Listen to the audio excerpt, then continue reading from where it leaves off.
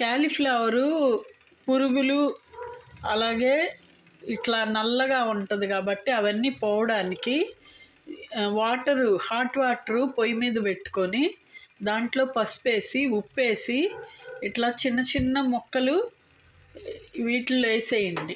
వేసిన తర్వాత కాసేపు ఉన్నాక ఉడికిపోద్ది. ఆ మురికి ఆ పురుగులు అలాగే ఇగోండి శుభ్రంగా అయిపోయినాయి, చాలా శుభ్రంగా అయినాయి.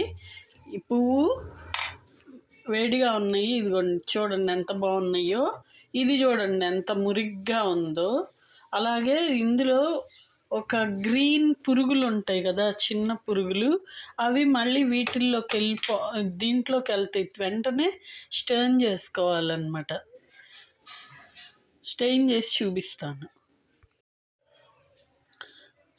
ఇదిగోండి నీళ్ళన్నీ తీసేసినవి ఇవ్వండి. ఇవి ఊరికనే ఇట్లా తుంచితే వచ్చేస్తాయి, ఇంకా నైఫ్ కూడా అక్కర్లేదు దీనికి. ఇప్పుడు మనం కూర వండుకోవచ్చు అన్నమాట వీటిని.